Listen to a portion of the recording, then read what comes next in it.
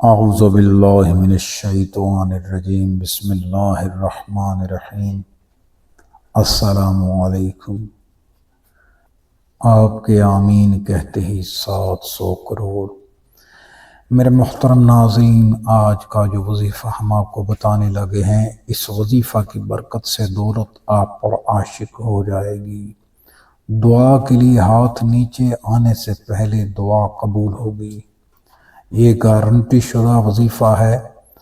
آپ نے نماز عصر کے بعد اس مختصر سی سورہ مبارکہ کو تلاوت کرنا ہے، یعنی کہ پڑھنا ہے۔ قرآن کریم اللہ پاک کا وہ کلام ہے کہ اللہ پاک نے اس میں دنیا جہان کے جو ہیں قیامت تک آنے والے مسائل کا حل بیان فرمایا ہے۔ تو اللہ کے کلام کو نیت اور یقین سے آپ کو پڑھنا ہوگا۔ اللہ پاک کے کلام مبارک کی ایک ایک زیر زبر پیش مد اور نقطے نقطے میں کائنات کے خزانے چھپے ہوئے ہیں۔ تو بات یقین سے شروع ہوتی ہے اور یقین پر ہی آ کر ختم ہو جاتی ہے۔ تو بہنوں بھائیوں، اگر کاروبار میں تنگی ہے یا بندش ہے یا بے برکتی ہے، کام صحیح نہیں چل رہا، تو اس وظیفہ کی برکت سے کاروبار انشاءاللہ تعالیٰ ترقی کرے گا۔ اور اگر آپ کا ذاتی گھر نہیں ہے تو پھر بھی یہ ان افراد کے لیے مجرب ترین وظیفہ ہے۔ اس کے علاوہ جو لوگ قرضوں کے بوجھ تلے دبے ہوئے ہیں، تو اس وظیفہ کی برکت سے قرضوں سے نجات مل جائے گی۔ اور جس گھر میں بچیاں صرف اس لیے بیٹھی ہیں کہ جہیز نہیں دے سکتے، تو وہ بھی یہ وظیفہ کریں، انشاءاللہ غیب سے رزق کے اسباب پیدا ہو جائیں گے۔ اس وظیفہ کو پیسوں میں مت تولیے گا۔ 700 کروڑ 1000 کروڑ تو کوئی چیز نہیں۔ وہ میرا مالک و خالق چاہے تو اس سے بھی زیادہ عطا فرما سکتا ہے۔ اللہ پاک سے بس لو لگانی ہے، اس مالک و خالق سے رجوع کرنا ہے۔ بے شک وہ بن مانگے عطا فرماتا ہے۔ جب بچہ ماں کے پیٹ میں ہوتا ہے تو وہ مالک وہاں بھی اس کے رزق کا انتظام فرما دیتا ہے، حالانکہ اس وقت بچے کو کوئی شعور نہیں ہوتا، وہ مانگتا نہیں، لیکن اللہ پاک دیتے ہیں۔ تو سوچئے، جب ہم سچے دل سے اس سے مانگیں گے تو وہ مالک کیا کچھ نہیں عطا فرمائے گا۔ میرے بہنوں بھائیوں، وہ ہر چیز پر قدرت رکھتا ہے، وہ دعاؤں کا سننے والا ہے۔ آپ اس وظیفہ کو کریں، پھر دیکھیں رزق روزی روزگار کے اسباب کہاں کہاں سے پیدا ہوتے ہیں۔ بس یقین کامل شرط ہے، نیت سچی ہونی چاہیے۔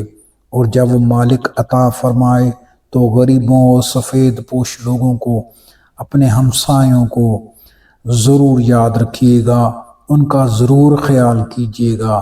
یاد رکھیں، جب آپ اللہ پاک کی مخلوق سے محبت کرتے ہیں، ان کے کام آتے ہیں اور اس کے دیے ہوئے رزق میں سے تقسیم کرتے ہیں، تو وہ آپ کے رزق کو اور بڑھا دیتے ہیں۔ ہم سمجھتے ہیں کہ پیسہ نیک کاموں پر خرچ کرنے سے شاید کم ہو جائے، لیکن نہیں، ایسا نہیں ہوتا۔ اس کا وعدہ ہے کہ وہ 10 گنا زیادہ دنیا میں اور 70 گنا زیادہ آخرت میں عطا فرمائے گا، اور وہ عطا فرماتا ہے۔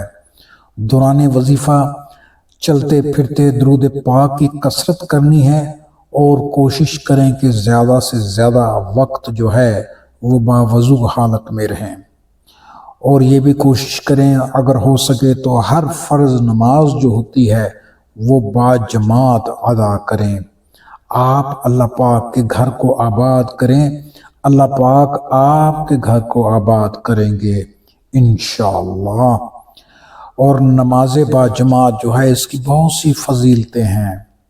تو میرے بہنوں بھائیوں، آپ نے وظیفہ اس طرح کرنا ہے کہ نماز عصر کے بعد جب اجتماعی دعا مانگ لی جاتی ہے نماز جماعت کے بعد، اور اگر آپ گھر میں نماز عصر ادا کر رہے ہیں تو معمول کی دعائیں جب آپ مانگ لیتے ہیں اس کے بعد آپ نے کیا کرنا ہے؟ اس کے بعد آپ نے اعوذ باللہ من الشیطان الرجیم بسم اللہ الرحمن الرحیم اور بسم اللہ پڑھنے کے بعد 7 مرتبہ درود پاک پڑھنا ہے۔ یا آپ درود محمدی بھی پڑھ سکتے ہیں اور درود ابراہیمی بھی پڑھ سکتے ہیں۔ پھر اللہ پاک کے اسم مبارک یا رزاقوں کو 10 مرتبہ پڑھنا ہے۔ کتنی مرتبہ پڑھنا ہے؟ صرف 10 مرتبہ۔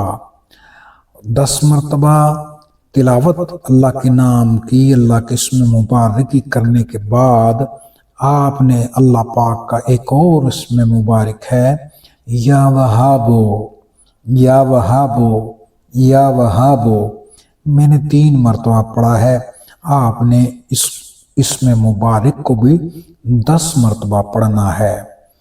اور پڑھنے کے بعد آپ نے پھر بسم اللہ الرحمن الرحیم کے ساتھ سورہ کوثر مبارکہ کو 3 مرتبہ پڑھنا ہے۔ اور پھر اس کے بعد سورہ کافرون، قل یا ایھا الکافرون، بڑی مشہور سورہ مبارکہ ہے، قرآن پاک کے آخری پارے میں اور آخری سورہ مبارکہ میں سے ہے، تو یہ پڑھنی ہے 3 مرتبہ۔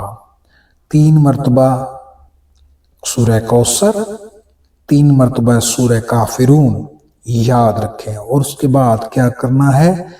3 مرتبہ سورہ اخلاص پڑھنی ہے، یعنی کہ سورہ توحید، جسے سورہ قل ھو اللہ احد بھی کہتے ہیں، سورہ قل بھی کہتے ہیں۔ یہ پڑھنے کے بعد آپ نے 3 مرتبہ سورہ فلق پڑھنی ہے۔ سورہ فلق پڑھنے کے بعد آپ نے 3 مرتبہ سورہ والناس کی تلاوت کرنی ہے، اور ہر سورہ مبارکہ کے ساتھ بسم اللہ الرحمن الرحیم ضرور پڑھنا ہے۔ اعوذ باللہ من الشیطان الرجیم صرف شروع میں پڑھنا ہے، اس کے بعد بالکل نہیں پڑھنا۔ اس کے بعد بسم اللہ الرحمن الرحیم کے ساتھ سورہ مبارکہ کی آپ نے تلاوت کرنی ہے، اور آخر میں پھر کیا کرنا ہے؟ 7 مرتبہ درود پاک پڑھنا ہے، اور وہ درود پاک پڑھنا ہے جو آپ نے وظیفے سے پہلے پڑھا تھا، اب آخر میں بھی وہی درود پاک پڑھنا ہے۔ اور اس کے بعد اپنے مقصد کی نیت سے جو دعا مانگنی ہے وہ مانگ لیں، جو بھی آپ کی حاجت ہے، جو بھی آپ کا مقصد ہے، آپ نے وہ اللہ سے مانگنا ہے عجز و انکساری کے ساتھ۔ اب آتا ہے کہ اس وظیفہ کو کتنے دن کرنا ہے، تو میرے بہنوں بھائیوں، اس وظیفہ کو آپ نے صرف 41 دن کرنا ہے۔ یاد رکھیے گا 41 دن کا یہ وظیفہ ہے، اور اس دوران آپ کوشش کریں کہ نماز کی جو ہے وہ پابندی کے ساتھ آپ پڑھیں، نماز قضا نہ ہونے دیں، اور صدقہ و خیرات اپنے حسب توفیق، چاہے وہ ایک کھجور ہی کیوں نہ ہو، صدقہ ضرور ادا کرنا ہے۔ تو میرے بہنوں بھائیوں، آپ کا مقصد جو ہے وہ ہو سکتا ہے 1 دن میں، 3 دن میں، 7 دن میں، یا 11ویں دن میں بھی پورا ہو جائے، لیکن آپ نے اس وظیفہ کو، اس عمل کو جو ہے وہ 41 دن مکمل پڑھنا ہے، اور کوشش کریں کہ اس دوران بدبودار اشیاء سے پرہیز کریں، اللہ پاک کا ذکر کریں، بے شک وہ عطا فرمانے والا ہے۔ تو ہم امید کرتے ہیں کہ یہ ویڈیو جو ہے آپ کو پسند آئی ہوگی۔ اگر پسند آئی ہو تو چینل کو سبسکرائب کر دیں اور ویڈیو کو لائک کر دیں۔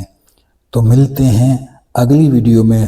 اللہ پاک آپ سب کا حامی و ناصر ہو۔ اللہ حافظ۔